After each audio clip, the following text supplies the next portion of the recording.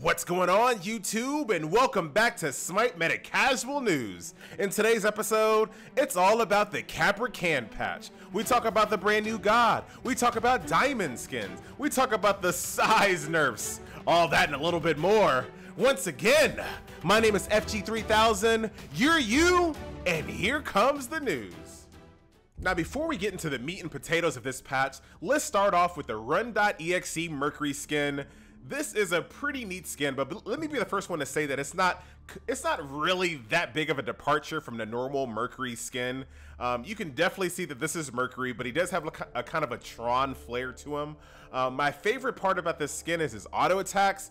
My God, the feeling of impact on his auto attacks is really, really good. And of course, he changes colors throughout the course of the match, which is also a neat touch. Now, in my skin spotlight video on my channel, it shows his old voice pack, which sounds just crazy to say. His voice pack has already been updated. So on the live servers, the voice pack is basically the Mercury voice pack with a kind of filter added to it. So it sounds like Mercury is talking through, like, you know, a helmet, for example, which his skin clearly shows. Now, in my opinion, the PTS version of his voice pack was superior because it sounded like he was kind of like an artificial intelligence or like a computer program, and I felt that that was a pretty neat thing to have because we already have the hyper crazy Mercury voice pack. This is pretty cool to have a more serious, more, I don't want to say dark, but just a more serious voice pack for Mercury. That way you can kind of choose which one you wanted. I'm pretty disappointed to see that go away. And I mean, they went through all that trouble to record the lines. Why not just keep both of the voice packs in the game, right? You have an option already in the game to select which voice packs you want. So make it skin 1 and skin 2 and just call it a day. Now, the only cons to that, let's say, and Hi-Rez has been on the record to talk about this a couple times. Let's say that one day they want to remove the Fire Giant and the Fire Giant is going to be replaced with something else. Well, now, if they have a bunch of skin 1 and skin 2 type of voice packs, they've basically, you know, doubled their work. Whereas suppose if they only have one voice pack per god, you know what, I'm saying that out loud, but then I'm thinking about it, all of these skins, all the standard skins, all the special skins and the premium skins, it's gonna be a ton of work no matter what they do if they decide to change the Fire Giant. So I take all that back live on air, bring back the PTS version of the Mercury skin voice pack. It was cool, it was different. That's all I gotta say about that. Next topic. Also in this patch, diamond skins. Now, I'm gonna be in the minority. I've scoured through Reddit, I've scoured through Twitter, I've looked around, I've read so many people's opinions. A lot of people love the diamond skins. I do not. Not a big fan of the diamond skins at all. I really like the gold and black legendary, so that's what I'm going to stick with. The diamond skins to me just don't look that cool. They don't really look that epic. In my opinion, once again, like I know that I'm in the minority, so it is what it is. The really awesome thing that came along with the diamond skins is now we have a subtle animation to the loading screen cards. And I'm gonna throw it back on the screen one more time if you didn't see it a couple of seconds ago in the video. Now the gold, the legendary, and the diamond skins have like a little flare, a little flicker. The diamonds kind of shimmer, the legendary kind of look like fire. It's a pretty neat touch. So I'm very, very happy about that. I hope to see the animated cards be even more animated in the future. I know I'm like, oh, well, thanks for this. Now I want more Hi-Rez, but you know, it is what it is. The way that you get the skins have changed slightly. So in the past, when you were level 1 mastery on a god, you could purchase the golden skin. Then when you hit level 10, you got the legendary skin for free as a kind of like, hey, congratulations, this is your legendary skin, enjoy. That has changed. Now you can buy the golden skin at level 1, you can buy the legendary skin at level 5, it's not free anymore, and then you have to buy the diamond skin at level 10. Once again, those are no longer free. There's no like congratulations once you hit level 10, which I thought was kind of a neat feature. I felt that 15,000 favor was pretty fair to get, you know, gold and legendary in the past, because when you thought about it, they were just palette swaps, right? The gold skin was basically the legendary skin, but as opposed to blue, it was black. So it really made sense for it to be free once you got level 10 because I'm speaking out of my face here because I don't work at Hi-Rez. I don't know all the details that go into this, but I feel like it was a very easy process to palette swap the gold to the legendary. I felt like it was pretty easy, and that's the reason why they gave the legendary skins away for free. Now, fast forward to diamond skins. I still feel like it's the same concept because the diamond skins are the exact same thing as the legendary skins, but as opposed to the gold part, they palette swap the diamond part, right? So I feel like, I don't know, I feel like it probably still should be free, but it is what it is. I know Hi-Rez got to make money somehow. They got to pay the bills, but I'm very, very curious to hear your opinion as well. Leave it in the comment section below. On to the next topic. Also in this patch, we have a brand new god. Who can?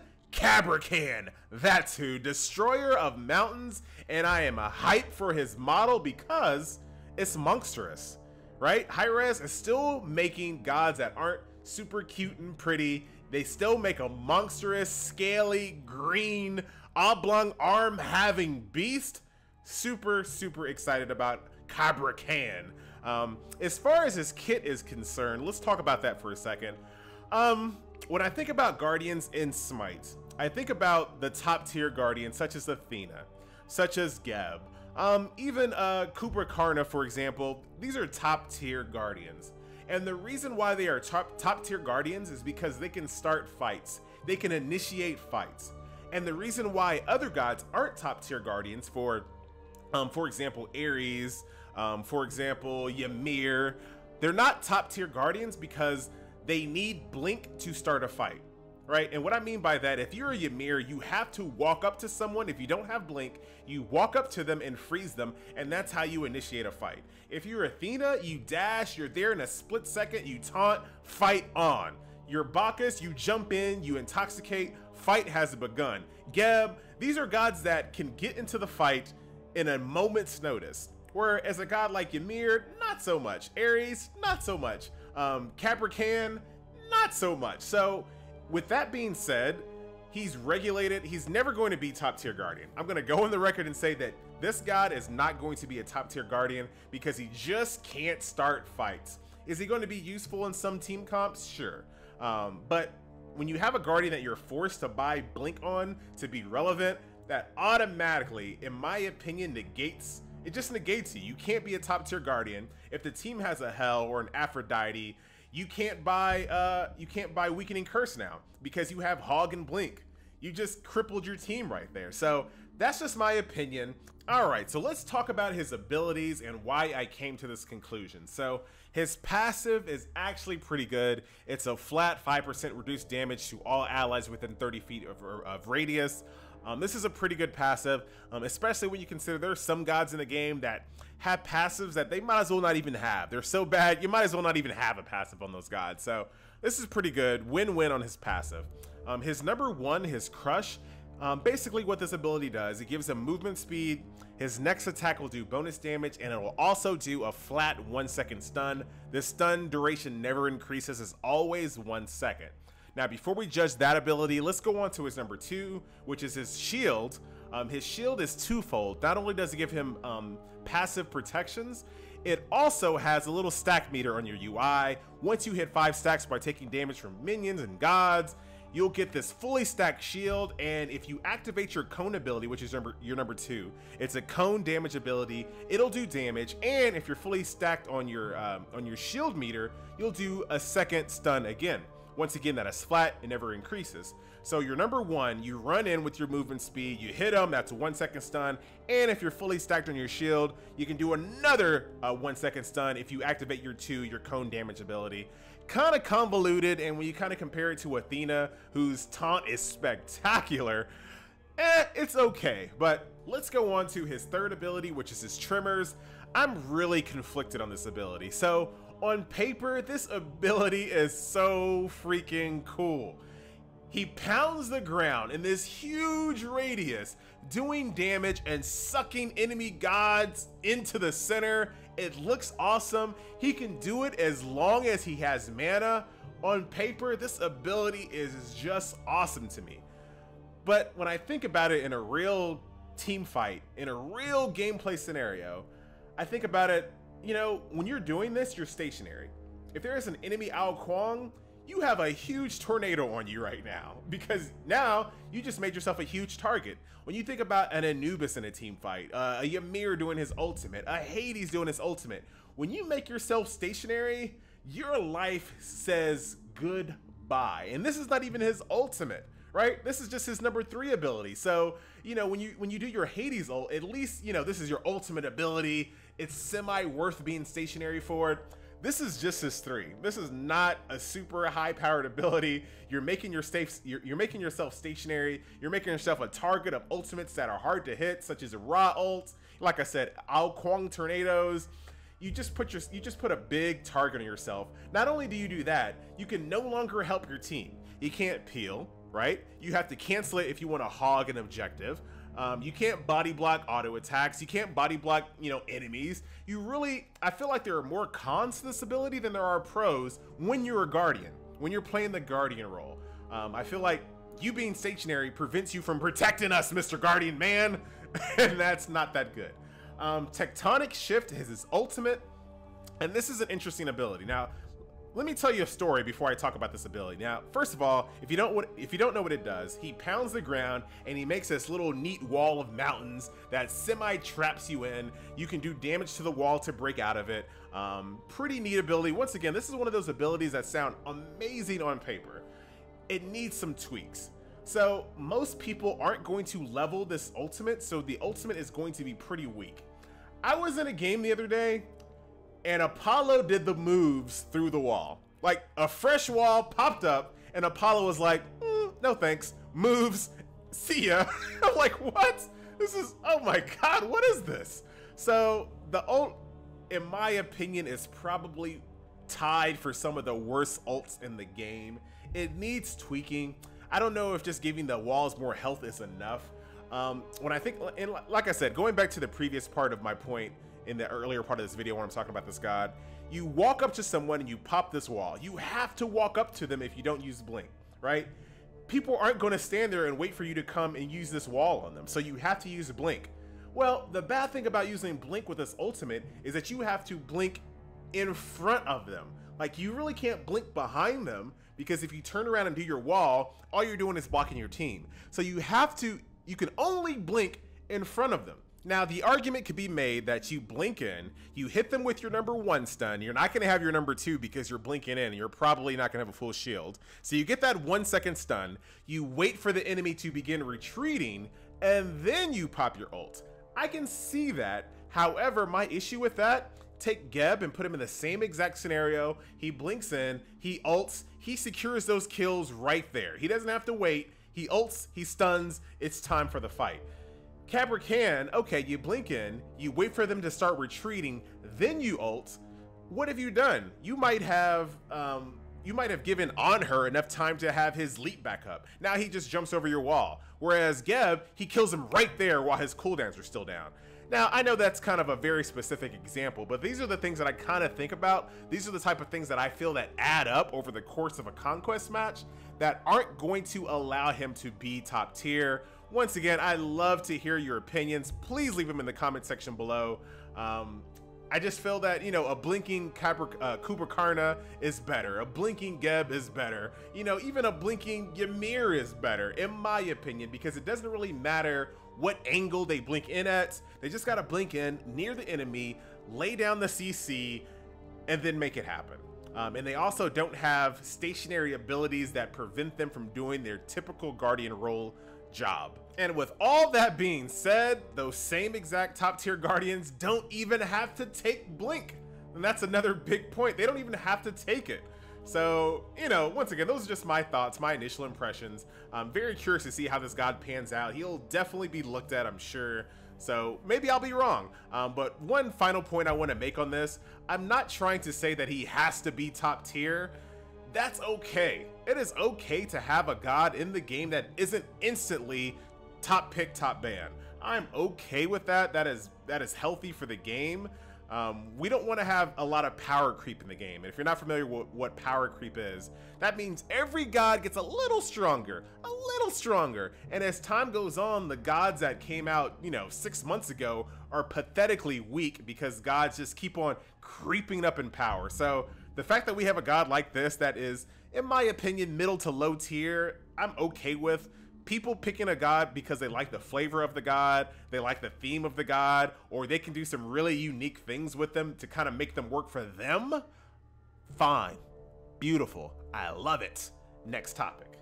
This has been a long episode, and my friends, it ain't over yet. Let's talk about size, kin size to be exact. Hi-Res has increased the gold required to purchase this item from 2650 to 3050.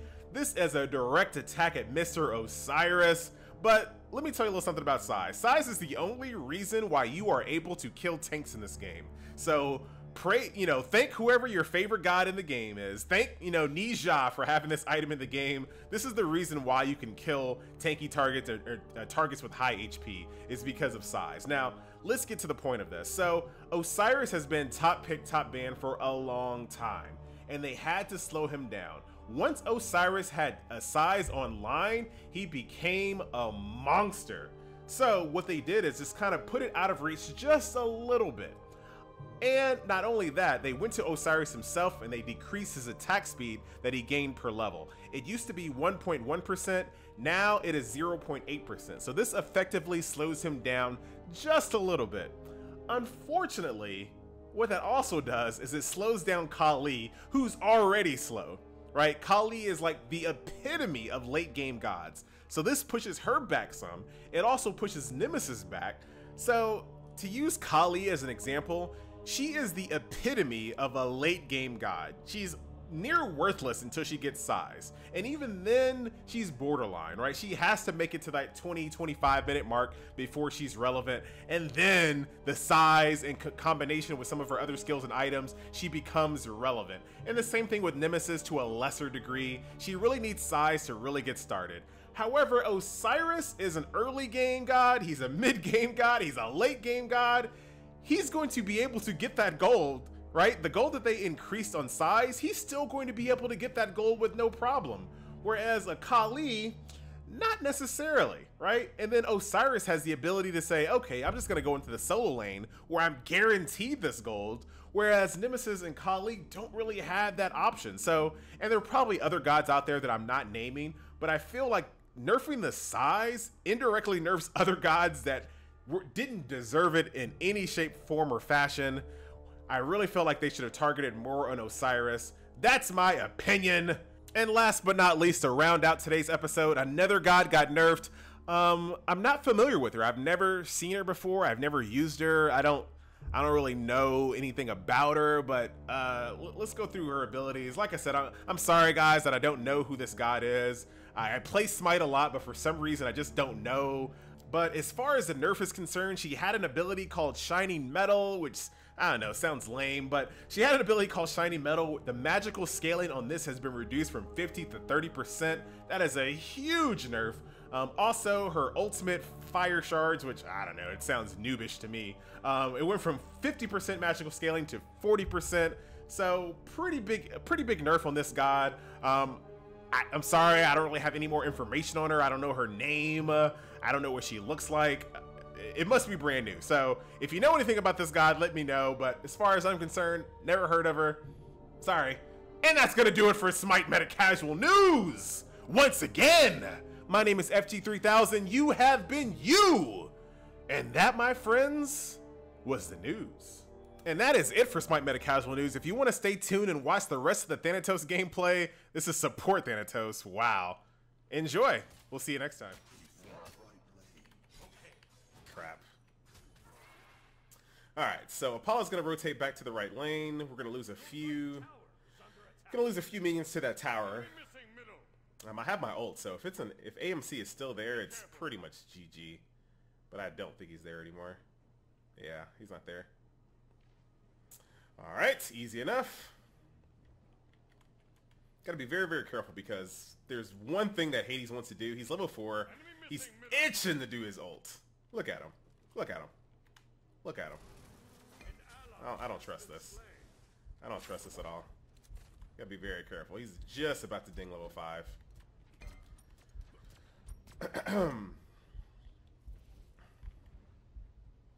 Freaking heartbeat. There should be like a range in the heartbeat. Like right way over there in the left lane. There's no reason. Well, I guess if I had teleport or something, I guess it makes sense, but for the most part. This Hades, here comes. How do I do this again? How do I do this again? Enemy ultimate incoming. Enemies in middle lane. Be careful, middle. Nope, he didn't go to mid. What's he doing up here? Warding? Thank you, little snitchy minion. I'm sorry, guys. I really don't know how to handle Thanatos support. This is not anything I really wanted to do. But Artemis called her lane. She took it, and that was the end. I just want this Hades to just get aggressive here.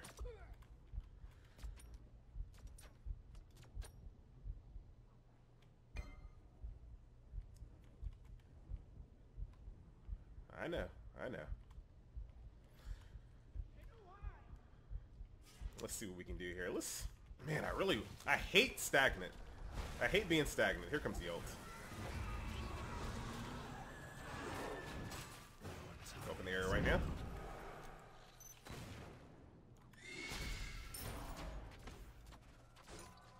He'll stay out. He'll stay out. Enemy missing middle. Be careful.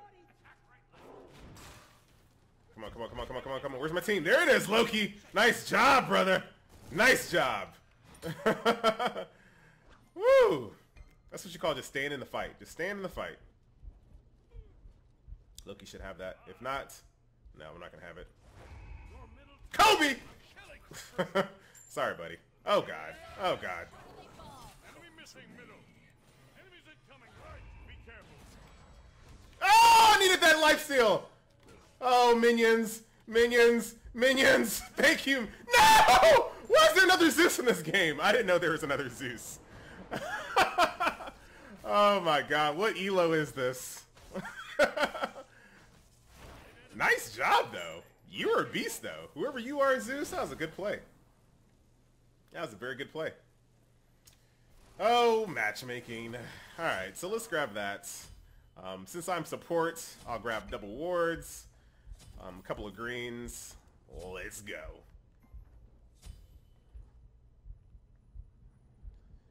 Alright. Nemesis is going back, a little low life. Apollo is in trouble. Follow me. I can't. They're just way too strong right now. Tower is under attack. They're just way too strong. We're going to lose that minion wave. But at least what we can do is take this.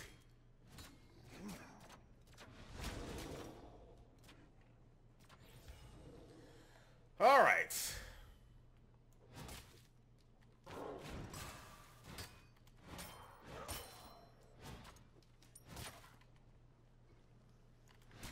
Alright, so we know Hades' ult is down. So we can kind of be a little bit more aggressive towards him. Rampage. Nice job. I'm pretty sure they took this blue.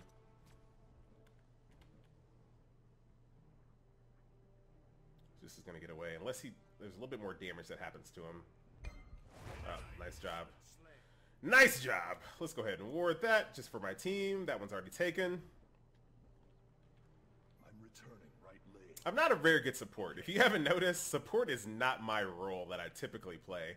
I need to get better at it. The new god, what is his name? Cabrakan or whatever his name is. So I'm going to have to read up on how to play a good support. But there's one thing I can do. Be aggressive. But I know Hades has his ult right now. I don't have beads up for another 40 seconds. Got to be a little bit more careful. Enemy missing middle. Be careful. Typically in that situation I would hog the rear minions and just go in, but Hades' ult is pretty intimidating right now. Come on. I just want him to burn it. Come on. Oh, wow. Support Thanatos! Everybody gets silenced! And this is my fault for not warding. Man. Unstoppable. Be careful, middle. Enemies incoming. Your right tower. What? What? Okay, alrighty.